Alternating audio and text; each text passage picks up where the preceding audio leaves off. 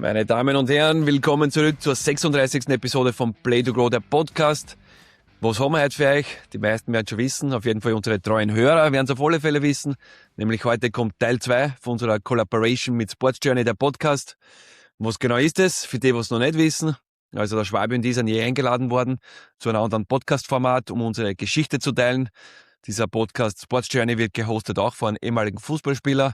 Also alles rund um das Thema König Fußball, plus was hinterm Vorhang passiert. In Schwabis Episode ist Nummer 33, die haben wir schon ausgestrahlt. Wie ihr wisst, hat dieser Podcast eine Besonderheit, also für uns zumindest, denn er wird in Englisch aufgenommen und ausgestrahlt. Wir haben ja eine Umfrage getätigt auf Instagram, auf unseren Account. Wie tut sich unsere Community mit der englischen Sprache? Und war schön zu sehen, mehr wie 2/3 haben überhaupt kein Problem. Circa 20% so lala. Und nur 10% wollen das gar nicht. Also keine Sorge, die 10%.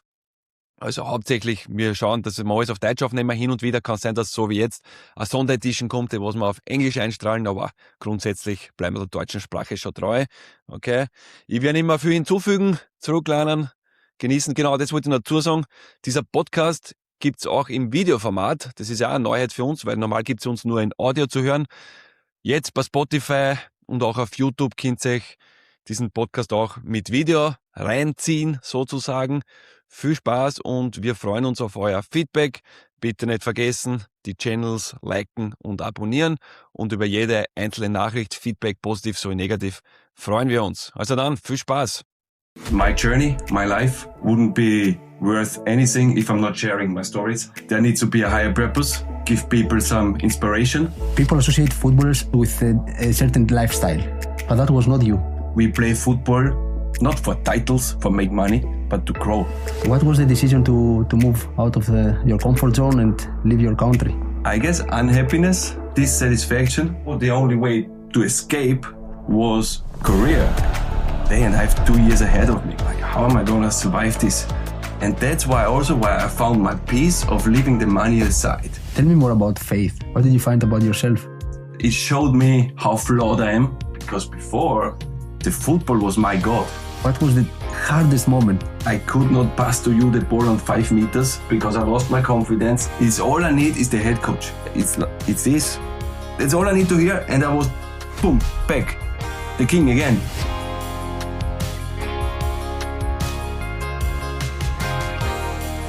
Richi, welcome to the Sport Journey podcast. It's a pleasure to have you. How are you doing? Yeah, pleasure to be your guest, from one podcast host to the other. Yes, I'm happy to have you here. Yeah, thank you very much. And how did you start the podcast actually? I'm a big podcast fan all my life. And, I always had the dream, to start one day my own. It was only the question about how and with who. And so with Stefan, I started to talk about it. It took years, like the idea was here for years, but until we really executed, it took almost forever, but we are glad we did it. And I always say that my journey, my life wouldn't be worth anything if I'm not sharing my stories. So I think that's why it's a perfect platform for us, yeah. Of course, the plan is, of course, to help as many as possible. That's the plan, right? I mean, of course, we like what we do, we enjoy it, but there needs to be a higher purpose, and it's to give people some inspiration and entertainment as well. And so far, so good, yeah. How beautiful life can be. You started in Saiblinkirchen in 2005. 21 years later, you are coming back to the exact same place, but as a completely different person. You represent Austria up to the under-21 national team. You played 138 games in the Bundesliga, and you stepped out of your comfort zone, playing in other continents. So if the 13-year-old Richi was sitting here today with us, how proud would you have been about everything? Yeah, well, you know how it is with the word proud. Yeah, I always want to be a little bit careful, but I would definitely sit like the way I sit here and smile all over my face and I say, oh, what a journey, buddy. What a journey. Like, what a journey you have ahead of you. But I wouldn't give too many advices or tips because let life just happen, I'm not a big fan of writing a letter to my 10-year-old or 15-year-old self. Would be a big letter. Oh, many stories. Many stories. Those stories on the letter, they are now in our podcast, right? Yes. So, no, I'm very happy with everything played out. So truly grateful for everything I got to experience. And yeah, I wouldn't do anything different, and I couldn't wish for any different career path, to be honest. Yeah. And before we talk about football, what did that journey give you as a human being? You know, again, the name of our podcast is Play to Grow, right? And it's such a beautiful name to us because it represents everything we stand for. We play football not for titles, for make money, but to grow as a player, but as a human in your personality, with your character. And for me, I always took my growth out of different cultures, different environment, new challenges, new adventures, right? Everything that's new is where I take my education almost. You know, it's funny, I speak with Schwabi, you know. Yes. I speak with Schwabi about it, and he's doing his master's and his degrees in his business, you know, in the university. And I'm super proud, right? Yes. We have the word again. I'm proud of him, really. Yes. I admire him for doing it. And when he recommended to me, I'm like, it's not me. It's not me, because my teacher, my education is the world, is the streets, right? I wanna be educated by the life. So that's the career path I took. And I'm not saying studying at university is bad. I'm just saying it's not yours. It's not me. Yeah. What is yours? Mine is the life. Mine is the challenge. Mine is just throw me into any water and I will always find a way to swim. If we speak about talents or gifts from God, some is super fast, some is very good at math. Yes. I'm just super good at swimming, but not actual swimming. But you know the story I try to tell, right? Yes, of course. And people associate footballers abroad with a certain lifestyle, but that was not you. Not being part of the players who are walking with an expensive bag, you were kind of humble. How Am I right? I did my research. You did your research. Let's see how well you know me. Apparently very well. No, for me, I never got anything out of Gucci bags or Louis Vuitton bags. Not because I want to be different, but I couldn't justify to myself to spend like 4 figures on any accessoire, you know. I couldn't justify. Up to 78% of professional athletes face financial difficulties within 3 years after ending their careers. The Finance Fuse Group helps players secure their future in time. Look ahead, think long term, and find out more about a free consultation with Finance Fuse Group A. You can find the link in the description below. Maybe it's because I'm a kind of a farm boy. I come from the countryside. And I don't fancy those things. All I fancy is spending my money on the people I care. And yeah, maybe spend 1 or 2 euros more than other people on vacation. Yes. And on my people. But that's why I collect my money to spend it with the people I love, I guess. But is it not the best thing to collect experiences instead of some materialistic things? Well, it's not up to me to judge. I think most of us would agree on what you just said. But everybody has his own preferences and priorities in life, so it's not up to us to judge. But I tell you my story, and that's how it is. I want to take you back when you left Austria, because you were playing for a big club, Austria Vienna. What was the decision to move out of your comfort zone and leave your country? I guess unhappiness, dissatisfaction, unease, you know. Of course, my dream was also to climb the ladder in Europe. Yes. You know, make it to the next bigger league, next bigger club, always next big thing. And then I moved to Austria Wien, and this step didn't go as planned. Okay. Now, without pointing fingers or blaming anybody, it just didn't turn out the way I wanted to. If you want, we can go into detail. But after 1.5 years, I felt stuck. I felt like I couldn't move, and I needed a change. But I was still contracted. And Austria Wien wouldn't let me go for free, because even after not feeling very comfortable, they still valued me because I brought certain things to the table. So the only way to escape, under quotation, was career, because they kind of fell in love with me by scouting, and they were able to pay some transfer fee. My unhappiness compared with, this feeling of, I like adventures. I want to go out there. I want to explore. I want to see what's like in Korea. You know, there's a combination of those two things where the driving force behind. Did you lose joy of playing football while you were in the club?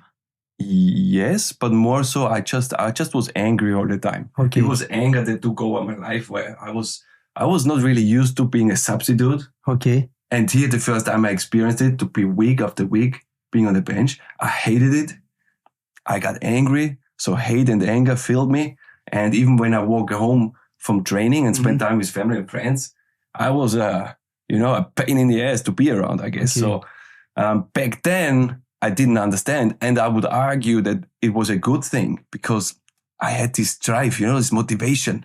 And if I sit on the bench, this is like the worst thing in the world for me. Yes. Now, of course, You it's couldn't not. take it. But that was my mindset and my mentality, So this I couldn't handle. And it was embarrassing. And you want to escape embarrassment. And I did so by Leaving the country. leaving the continent. The continent, yes. Do you remember packing your bag? Going through the emotions of was it your first time leaving your continent? Oh, well, we had some vacations in Mexico, Okay. But not the same. Yes. But what I do remember very sharp, very good memory is one of my first meals in Korea. The first day I moved into the apartment, it was like a cold apartment basically because there's not much warmth from the decoration or whatever. Mm. And it was big and I had no food at home. So I went to a supermarket and I bought this set. It was like a taco set. Yes. It was the taco and the cucumber and the tomato and the chicken, right?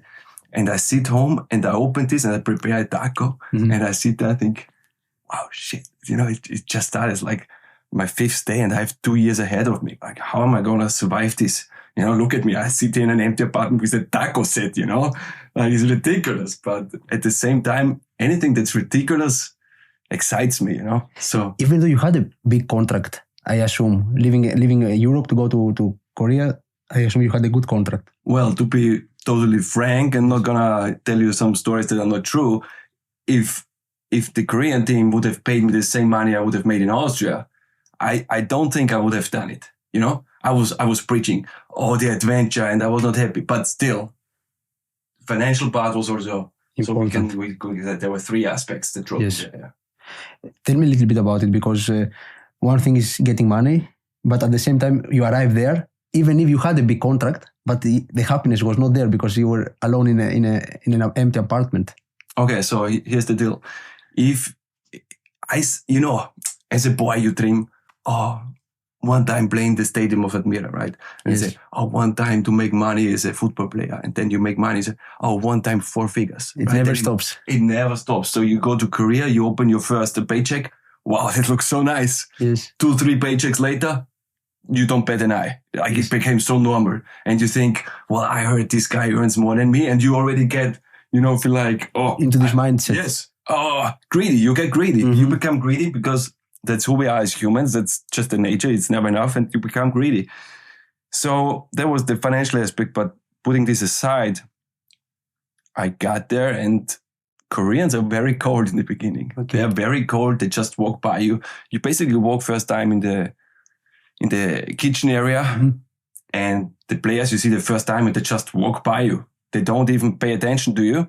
And then you have to make an effort together with the translator to go to every player and shake their hands and introduce. Okay. But the first weeks, it was not like, hey, Richard, you're new. Come on, I take you for coffee. I show you if you need help. This is normal for us. Of course. But for them, no. So for them, it's more like they are suspicious, They don't know if they can trust a foreigner kind of like this because the experience is they just come and, take the money and go home. So they don't open up easily. But if you're willing to adapt, and when you start performing well, that's a big shift in their mindset. If they see you start performing well for them, you are fighting, you're giving you everything, then they start respecting you once you got the respect, because respect is the number 1 priority in Korea, right? So that's a whole nother story. But if you gain the respect, then I think they open up their hearts as well to you. I would like to ask you 2 things. The first thing is like, how did you change your mindset of not wanting more? Like of not being the greedy you said before. How did you manage to stop that? I didn't. I mean, I didn't and I did because we fast forward now, right? To after 1.5 years in Korea, I had a 1+1 deal. After 1 year, they chose the option. So I had my second year. In my second year, my agent already told me, look, Richard, you are doing fantastic. The feedback all around is fantastic. Prepare for a new contract offer anytime soon. Yes. But not only from your club, but from other clubs in Korea or maybe even other countries in Asia. So I was honored and flattered and felt amazing. Yes. Because before in Austria, I felt like I didn't get any appreciation. And there, they put me on a pedestal and make me feel like, wow, you're so good. They said, how is possible you don't play in Austrian national team, you know? We don't believe there's a better center back in Austria. You know, that's how I felt. It was amazing. But I saw some pictures. There were stadiums, huge, having your pictures around the it was China though. Okay, it was China, okay. Korea had huge stadiums from the World Cup 2002. Mm-hmm. You remember in Korea and Japan? But the fan base was so back in the day. It was like 7,000 average a game in a 50,000 stadium. Right?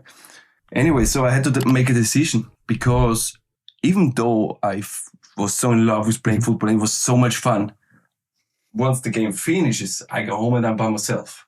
Day after day, month after month for 1.5 years. And in your 20s, you're in the prime of your life. Yes. And I felt, this is the prime of my life to just play football and don't have any special things going on besides the pitch.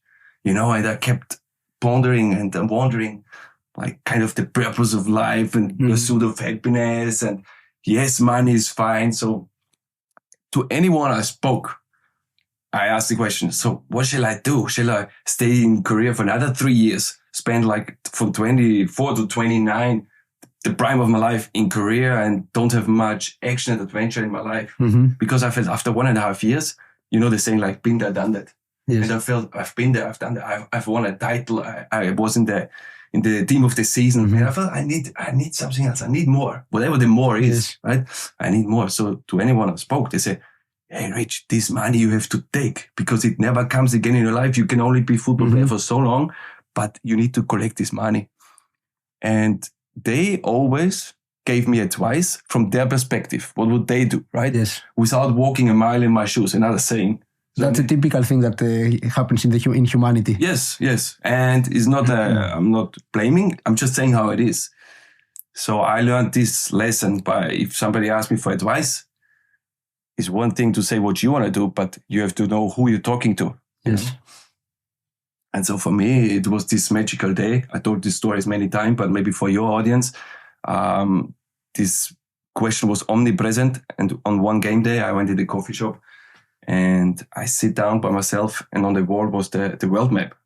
And there were X's on each places where this coffee shop, I don't know, draws their coffee from. Yes. So in South America, in Africa. And I just stared at this wall and I was thinking, look at all the places in the world where they have coffee. Yes. You know? It's awesome, it's beautiful. But at the same time, in all these places, surely they also play football in all these places. And I did some research. And I found out in the Maldives, you know the Maldives? Yes. You know that there's a football league in the Maldives? I had no idea. See? That's how crazy the world is. Everywhere is football. And now I travel through Tajikistan to some villages. And even there, the kids have the Ronaldo shirt on, you know? I think that playing football is a language that can open so many doors for you. No, football is the you compare it to other sports, there's nothing to compare to. You say celebrities, who is the most famous man in the world? Ronaldo by a mile. I travel the world, anywhere I go, they know Ronaldo. Okay? So to go back to the original story, so what am I doing now, right? Chasing the money or chasing life? And when I saw the world map, I said, you know, it would be pretty cool to play at all those places. And I was just saying it as a fun thing to say, but then it got me wondering, what would it be possible? What do you think? If I go after Korea, if I go in the MLS, I think I did so well, surely I get the contract for the MLS. Once I'm in the MLS, you know, you're not far anymore from South America. Yes. So then I could tell an agent to tell teams in South America to go watch me, you know, and plan every step in the way. Once I'm in the South America, you know, I'm 30 and the Australian A-League, maybe the level is a little bit down. So they still view me as a good player. So I can even get the contract in myself. So, you know, I was taking my thoughts, you know, 10 years ahead. And this idea excited me so much. And at the very same day where we had the game, I was performing amazingly because I was so excited about my own idea I made. Yes. But then I shared those ideas with 2-3 people. And once I shared them with enthusiasm, I didn't get the same enthusiasm back. And then and I said, all right, they don't get me. Because I was viewing it, they were viewing it as, yeah, but the money, right? You lose so much money on it. And I was like, no, this money I'm losing is not lost. It's just transferred into an investment. And this investment calls itself exploration. I invest in exploration. And once I explore all continents, not just for holiday, for 1 week to see world wonder, living there. So if I can collect this to my personality, I would assume that I'm a very asked man once I retire. Yes. And maybe even some company that is not about football or sports, but they look at this guy and say, hey, this guy has something nobody else in my company brings along. I'm going to hire him, even though he has no technical knowledge. So that was my motivation. And that's why I found my peace of leaving the money aside. Because it filled me so much more than the money would have, you know?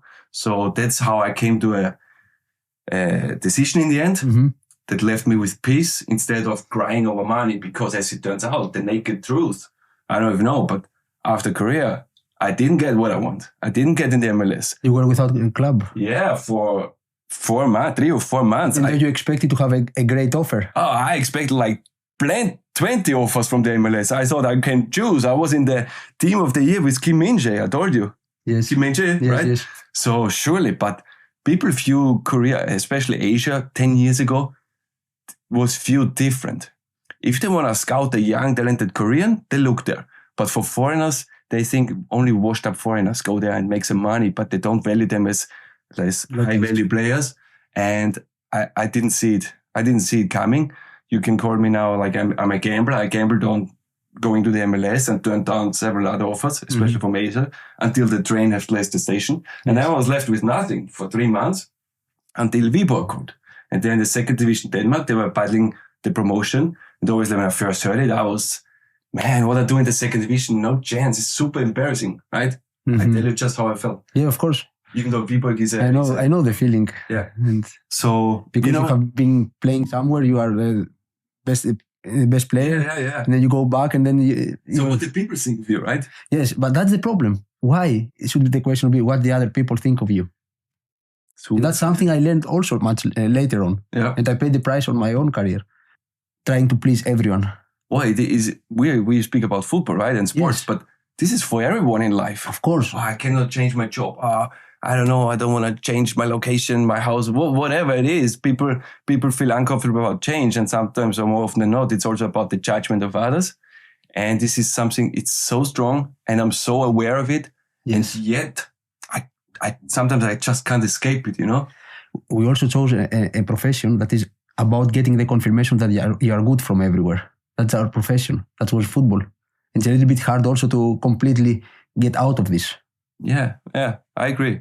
I mean, it's more about the judgment of doing things differently and then people pointing fingers and you say, what a weird guy. Yes. And also it's not about yourself. It's also about the people around you that love you, that also feel the pain when people call you weird. Yes. You understand what I'm saying? Absolutely. So you also need to keep that in mind that, I don't know if you can really be 100% truly authentic, 100% at all times yourself. I don't know if it's possible.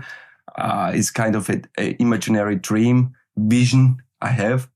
And I try to chase it somehow, but I am truly aware I cannot. Maybe you say I don't have the strength yet to do it. Maybe it's impossible. Maybe I get there one day, but I'm not there yet, even though I'm ahead of most, I would say. I just, in my perspective, I just change the questions. I'm saying to myself, why do I need to live a life of someone else? And why not to live on my full potential? I agree with you, but saying it is one thing and doing it, and saying comes so easy, but doing? Absolutely. But once you start doing it, I don't know, it's like you kind of change your mindset and you start believing it. Well, I think you have a good example to show yourself by starting the sports journey, right? Yes. I'm just assuming, correct me if I'm wrong, in the beginning, maybe people think, who does he think he is now, you know? Probably. And in the beginning, it also sucked, to be honest. But if you start something, when you are really good at it, then you are too late. You have to start and take the process. And if you're not going to get criticized, you're not good enough, probably, or whatever it is. Yes. So criticism surely or being spoken down on or behind someone's back, honestly, is more like a compliment, to be honest. If they don't do it, then you're not. Yeah. And most of the people, they won't change, but they're not willing to do something in their daily life to change that. I agree. But they tend to complain about it instead of doing something about it. I agree. And that's why I chose not to spend time with. It's another good point, yeah, who you spend your time with. Very good, yeah. And then you try to be surrounded by people who want something more for their lives, whatever it is. I agree, totally. Totally. Yeah. And also another thing, like a pattern behavior from, don't want to call it Austrians, maybe more so than other places, but is judge before you ask, instead of ask before you judge, right? This is what I feel like, that many people draw to conclusions very fast, very quick, without any curiosity. What's the driving force behind this person's actions or thoughts? This is, to me, a very sad thing, because you see how closed-minded and narrow-minded people are. And at the same time, I call it one of my biggest strengths. And in America, they said to me, I have a childish curiosity. I'm not curious like a child. You know, why is the sky blue? I don't understand. I want to know, why is the sky blue? Why is the water wet? I don't get it. Explain more to me. In any topic it is. And I don't feel embarrassed if I get explained something, I don't understand it. Everybody around me understand it. I'm going to keep asking, okay, you can love me, but I want to understand. If I feel like there's something in it for me to grow and get better, I ask 1,000 questions until I get it. But probably most of the people, they have the same questions, but they're not asking them. Because maybe they are stupid questions or whatever it is. Exactly, that's right. Tell me about being the foreigner in countries where it was not Austria anymore. Best. It's the best. But the feeling of the first day in the dressing room. The first day is the worst. Sorry, it's the worst. It's the worst. The first days are the worst. I hate change. I hated change from a boy onwards when I changed school because this other school had 4 more hours a week of soccer practice and I want to become professional. So I knew I had to change. I hated it. I hated the first time I changed the club with 14 years as much as I hated from, I was in the second team of Admira and we were about to go to preseason with Diese as our coach. And I loved preseason with the boys in a hotel, nice food, nice training, everything. I liked the coach, the environment. And then Didi comes to me and says, Rich, you're not coming to the training camp with us because you go with the first team. And my reaction was like this. Oh, really? Well, okay then. And he's like, you crazy? I just told you were promoted to the first team. And I said, yeah, I know, but I was just so looking forward to going with your team, with my friends, So I hated the change so much, but I knew things had to be done. So I always knew at the end, things need to be done whether I like it or not. So it's funny because if you look at my career, there are so many changes, not only a change of clubs, but a change of scenery, culture, society, everything. And people would say that, he just likes the change. It comes easy to him. No, it comes not easy. It comes not natural. I hated it so many times. But once you do it over and over again, you get used to, and it's nothing that was a gift that it comes easy. No, I hated it, but now it comes easy because I did it so many times. Yeah. You traveled around the world. How hard was for you to make a family? Was it something actually that is in your mind? Well, I appreciate the question because not many times people go down this path, right? So for me, during my 20s, I was a different man. I had different views on the world, on life, on everything. And once I'm on the other side now of 30, and you approach the end of your career and certain things change in your mindset, whatever it is, I start more and more got this feeling of family. And sometimes I feel like I'm on the highway, right? In my 20s, I'm on the highway and I'm cruising on the highway and there's the exit and I'm cruising and the exit and I still keep going. And now, okay, I'm in the mid-30s, we're men, we have time, right? But at the same time, I'm wondering, maybe I missed the exit, right? With the family thing. Yes. But I didn't know better in my 20s, but now I do. And in the end of the day, I think that all we do and our path, we have a creator and I feel like I'm chosen to walk this path and I just have trust and faith that my time for creating a family, becoming a father, a husband, whatever it is yet to come. Yeah. Tell me more about faith. Yeah. How did it come to you? Or was it something that was always inside of you? Yeah, it's funny. I always had a suspicion. I always had a suspicion that there's a creator, a God. Yes. But I wasn't sure and I didn't dig into it until I spent 2 years with a former teammate of mine in China. And I admired him for who he was as a person. in the first time I met him, we had a coffee. After 20 minutes, I called him a friend for life. You know, I had this feeling he's a friend for life. There's something about him.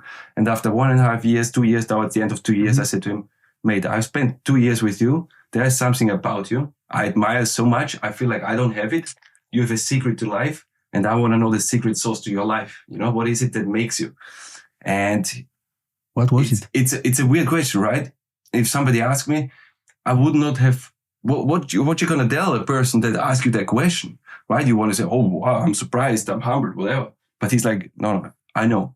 Everything you see comes directly from God. Without God, I would be nothing. I could do none of it. And it didn't make any sense. But we go back to what we spoke about earlier, about asking questions, being curious over judging, right? I said, okay, I have no idea what this guy is telling me, but the least I can do is look into Jesus Christ, right? And into God and into the history and into God's word. So I made it a New Year's resolution to start reading the Bible. I give myself 1 year's time and read the Bible and see where it takes. This year or the previous one? It was the start of 2024. Okay. Yeah. So I started reading the Bible and I thought, you know what? I don't know what will come out of it. I don't care, but at least it's historical knowledge. I think everybody should know who is Jesus Christ, what did he do, what was he known for. I think even though everybody knows of him, not many know what did he do or what did he stand for, why did he die, what happened with his death. Nobody, you know? So I thought it's interesting. And once I read it, of course you need a discipline, big time discipline, because especially the Old Testament can be a hard read. And it's 1,600 pages, very tiny letters, right? So it's also a discipline training. So I like the challenge, but what I found was incredible. And I come to the conclusion, it's undeniable. We have a creator, and I can only, put on everyone's heart at one point in your life, find the time and the discipline, look into it. Okay. Are you the curious person or are you the judging person? Because if you're curious and you look into it, you're going to find things, it's going to be ridiculous. You will not believe. What did you find about yourself? It showed me how flawed I am. I thought that I am a decent human, but Jesus takes it to a different level, and I feel like I wanna become closer to he was a role model for us as well, right? And I want to come closer to the way he was. And you start to find out like you're not the guy you believed you are. You thought you're pretty cool, but that's not really cool. Jesus is cool. What he did is cool. And I want to follow his example and lead. So that's what I found out about myself. Did you change the way of living after that? Yeah. My approach to so many things. And it helped me also to deal better because at my last year, I retired with 34. And people keep telling me, why you retire? 34 is not old. Which is true. But it was my time. And I was secure about it and peaceful about it. And that's a big thing. It's a very big thing. But in this last year, in the beginning, it wasn't my plan to retire. So I start the season injured. I'm still playing, but I'm injured. I can't play and perform the way that I want to because I'm injured. So you know how it is as a player, right? And then you don't play and you lose your confidence and all these stories. And then you face retirement and you feel like, is my body ever going to hold up again? So 1 million questions. And normally, if you look at it, especially in my case, I should crumble. I should fold and be devastated and be the half of myself. But as I was looking for Jesus, I had still peace, Like he carried me through it in a way that I have not experienced before. Because before, the football was my God. Football was great. I was great. Football was bad. I was bad. Even though a lot of things besides football were everything. I have an amazing life. And then you don't play, you don't start a game. And you project a scenario into your mind where the world is ending. It's ridiculous. It's insane. It's ridiculous. So that changed my perspective a lot. And you rely, like it's not my plan, it's his plan for me. And I surrender to his will and to his plans. And it helps me to deal, because also as a player, and now it becomes like a thing to go see a sport psychologist. not back then, but I had one for so many years and it helped me. It helped me, but only, if you have pain and you take a painkiller, you don't feel the pain for a couple of hours. But then it comes back. It comes back. And for me, it was with the psychology like this. It helped me for a little bit, but my problems always came back. They always came back. Yeah, until I brought my problems to my faith. And now is carrying me. And they are never too big for me to go home from football, from job, from whatever, and be rude. Yes. Because of what happened, I can distinguish now better. It's very hard to put it into words so that people can truly follow what I feel, but I'm trying my best, yeah. There is a famous line, hard times create strong men create good times. Looking at your journey, the injuries, uncertainty, what was the hardest moment that you lived in football, outside of football? We all have these kind of moments that like really shape you and change you. Because, if I check your Instagram, everybody's going to see where you played, the countries, or everything you lived. And most of them, they're going to say, look at the life he lives. Yeah. But I assume that that's not the reality. Okay, so I told you about being alone. Yes. It's just, again, look at how I smile. I like to be alone. I just put me in China. They put me 30 days in a hotel room. And people think I'm suffering. I had the time of my life, just a hotel room and me for 30 days. It's just, I always ask for special stories to tell. So how can I be upset if I'm in a special scenario right there, in a difficult situation? I'm so grateful because that's what my life is about, collecting those moments and those stories so I can share them. So I can never be ungrateful if I'm stuck in a bad situation. Yes. But I would say the worst situation was maybe in Melbourne, where I could not pass to you the ball on 5 meters because I was so shaking, because I was so nervous, because I lost my confidence. Okay. And I completely changed. I was on the way to training and I was nervous to go to training. We had the video session before the training about what we're going to train. And I saw what we do, a build up. So I have to build up, but I don't want the ball. So I was nervous in the video session. I go out to train. Even though you had done it thousands of times. Yeah, I don't know. That's just how it is. I don't know if you've been in a situation. But I have done an exercise when I was playing in AEK. I can remember. There is an exercise where you pass the ball between two. Yeah, ball. Yes. And I see the exercise. I feel the pressure that the coach is watching, the players are watching. What is going to happen if I make a mistake? And when I try to pass the ball, a pass that I have done millions of times, I couldn't pass the ball. 3 times. I couldn't pass the ball between the poles. And that was the pressure I felt. I didn't want the ball. Yeah. Why? Yeah. So what's your solution? I never had a solution. I just keep working harder. But it's funny. Hard in my body. But I was very fit.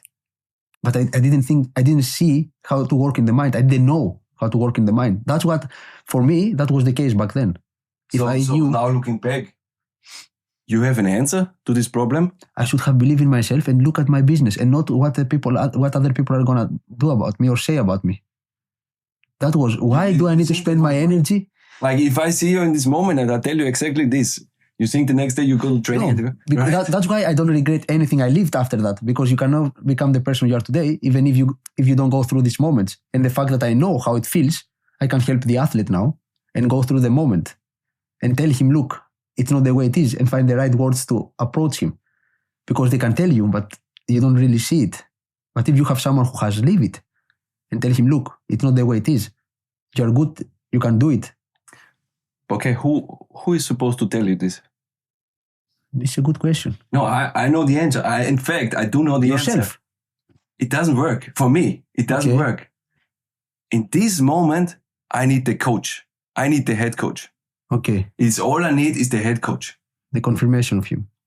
Just that he cares and he's trying to show to you, I want to bring you back to who you were. Because for me, for 1.5 years, okay, not from the beginning, but I slipped into this hole and I couldn't get out of it. And I'm not blaming the coach for falling down, Yes. I'm responsible myself. But I couldn't get out myself. Mm-hmm. So I was wishing so many nights for the coach to realize. They tell you that. Take me, put your arm around me and say, I saw you play in Korea. You are the best player in our team. And I know something is bothering you so much. Why you can't perform, I want to help you. And don't stress about one game or one day over the next month. I give you 4 weeks. Don't worry about mistakes. You can make mistakes all you want. We're not going to judge you. Make them. Okay, I want to be here for you over 4 weeks to find this confidence, this mojo, find the mojo again. Yes. And I'm not saying a coach is, to blame, but he has the power to lift the player. Only he does. Not the assistant coach, not the captain, not the best goal scorer, not the manager. Only the head coach can. And this is my takeaway. Because after 1.5 years Melbourne, luckily and thankfully, my name in Korea was still very good. They didn't care what I did in Australia. They cared what I did before in Korea. So they called me and say, well, if we can have it, we're going to take you with a kiss on your hand. Okay. And then I come to the coach and the coach say, you are my guy, man. You lead my defense. You do how you see fit. I trust you. Play. Crazy. I hear this. And then directly, you would think this is a process of finding your confidence. Bro, it's this. That's all I need to hear. And I was, boom, back. The king again, Yes. That's it. How is it? Just a phrase. It's amazing. When people talk about you long after football, what do you hope they say about you, about the person? To be totally honest, the first thing that comes to my mind is, and I heard this is not my quote, I heard this from someone else. He said he want to be remembered for the courage of his faith. Mm-hmm. And it's very difficult in Austria for me to have the courage to share my faith at all times. But eventually one day, I wouldn't mind being remembered with this quote, yeah. I would like to ask you something. When you came back, you stopped playing football, you came back, probably Austria was not the same place as you left it. How was it when you came back? Before you left again, because you traveled the world afterwards, right? Yeah.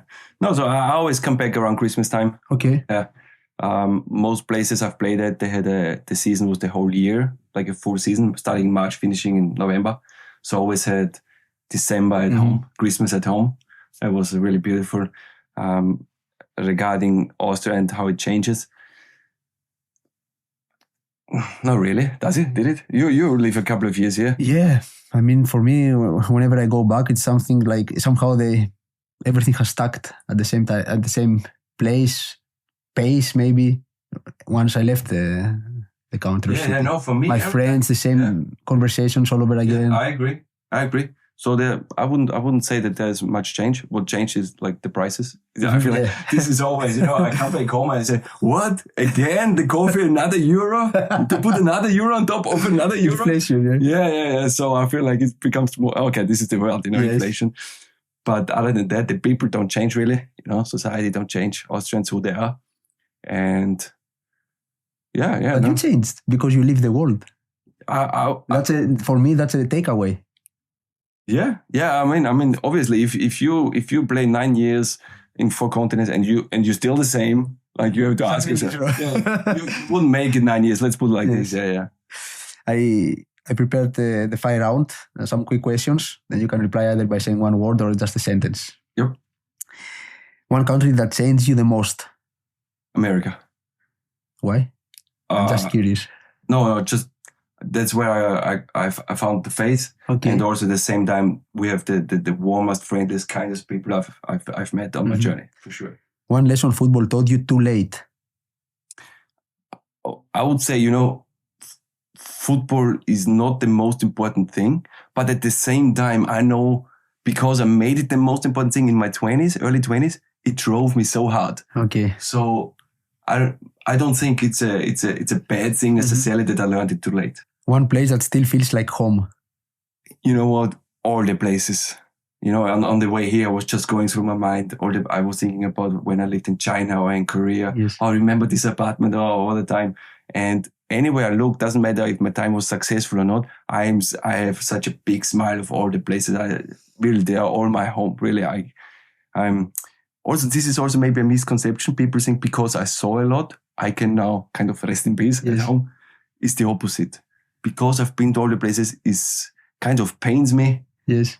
That it's gone. You you can only live at one place, you know. I want to live at 20 places at the same time because anywhere it was so beautiful. And that's the hard part of also being footballer. It is a nice hard part. Yes, because you have limited time and then you have to change and you have your friends, you leave everything behind and then you go somewhere else to start all over again. Your big focus for the next 3 to 5 years? Obviously, I started my coaching license. So, congratulations. No, I just started. I didn't pass any exams yet, so not too early. But yeah, it's definitely interesting. It's also different from what I expected when I was a player. Mm-hmm. Now that I transitioned to becoming a coach. So I'm curious about the next step. And next 3 to 5 years, at least the next 1 to 2 years, I want to see how does it fit my personality? Mm-hmm. How do I like it? And if I see a potential and future. And I think, yeah, that's the near future. One belief that you had to unlearn? Well, I'm still in the process. Mm-hmm. Like the opinion of other people is still something I really try to get rid of. And it's such a nasty disease almost. Yes. Really, once you're infected, you can never really get rid of it. But I'm in the process. One thing you wish young players would stop chasing? Again, maybe other people's ideas and opinions, because maybe as a boy who want to become a football player or whatever it is, you know, your parents love you. They care so much about you that they try to guide every step of the way, which is a good thing. But at the same time, it can be limiting yourself and it can suppress what you really feel like. So just be aware of it. Not gonna say, oh, the parents. No. I'm just saying, be aware. Thank you so much. That was all from my side. Yeah. Thank you for sharing your wisdom and your experiences. And I hope that people who are going to watch the episode, they're going to get something out of it. It was a good interview. I appreciate you, my host. Thank you very much. Thank you for watching once again. If you liked the episode, please make sure you subscribe. And of course, you can let us know in the comment section below. If you liked it, what kind of questions you would like to ask us next time, and who is going to be our next guest. See you next time.